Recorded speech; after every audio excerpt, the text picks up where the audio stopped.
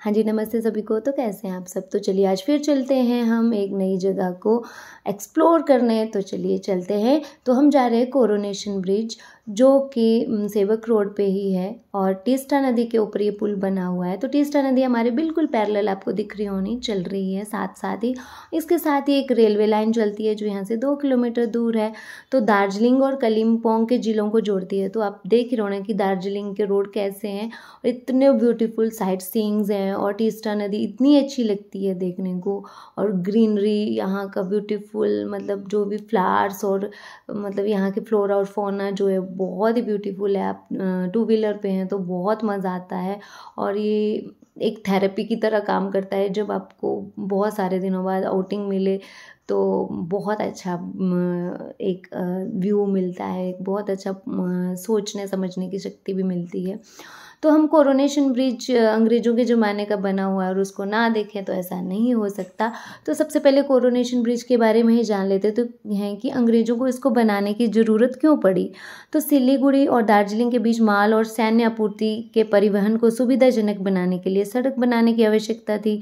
समस्या थी पूर्वी हिमालय के उबड़ खाबड़ इलाके और विशाल तीस्ता नदी जो मानसून के दौरान उफान पे रहती है। आपने देखा होना पीछे एक बार सिलीगुड़ी में तीस्ता नदी के ऊपर ही बाढ़ आई थी और कितने ही आर्मी के कैंप बह गए। तो यहाँ पे जो इस नदी पे जो बाढ़ की स्थिति है वो बनी रहती है। कहीं ना कहीं कई एरियाज़ में ये बिल्कुल ओपन है नदी, तो ये बहुत ही इम्पोर्टेंट रोल प्ले करती है। भूटान से ये बहती है, हमारे वेस्ट बंगाल से होते हुए जाती है।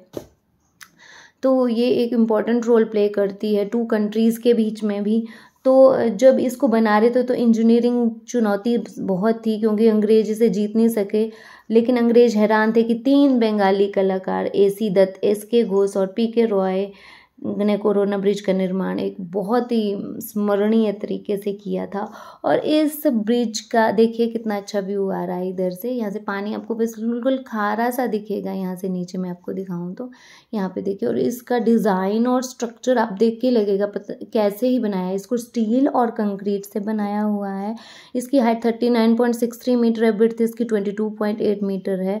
और आप इसको दूर से देखोगे ना तो इसकी शेप सी शेप, कोरोनेशन मतलब सी, मतलब कुछ ना कुछ इसके पीछे कारण रहा होगा। ये देखिए तीस्ता नदी और वो सामने जो थोड़ा सा पुल दिख रहा है वो रेलवे लाइन का पुल जा रहा है।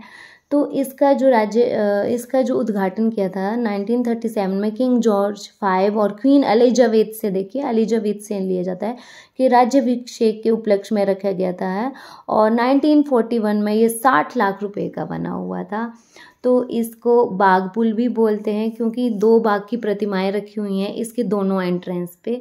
और मैंने तो देखी, शायद मैं इसकी वीडियो लेना भूल गई, शायद आपको दिखेगा बीच में अगर होगी इधर प्रतिमाएं तो मैं दिखाऊंगी आपको।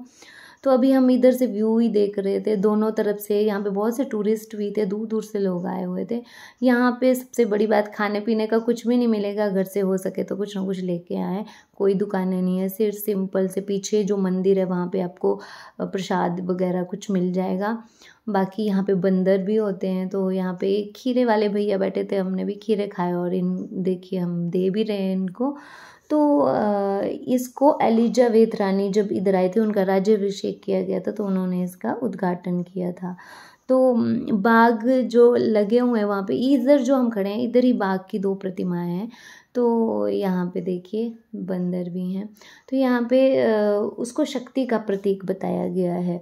और यहाँ की इसकी दोनों तरफ संगमरमर की पत्तियाँ लगी हैं। पुल की समृद्ध विरासत और शानदार विरासत को आकार देने वाले वास्तुकारों और गणमान्य व्यक्तियों के संयुक्त प्रयासों की याद दिलाती है। तो सबके नाम यहाँ पे अंकित हैं। और आप भी आएँ, यहाँ पे साइट सीइंग तो है ही और नदी तीस्ता नदी को भी देखें और यहाँ पे जो ब्यूटीफुल सीनरी है उसका भी मज़ा लें। उसके बाद हम थोड़ी देर रुकने के बाद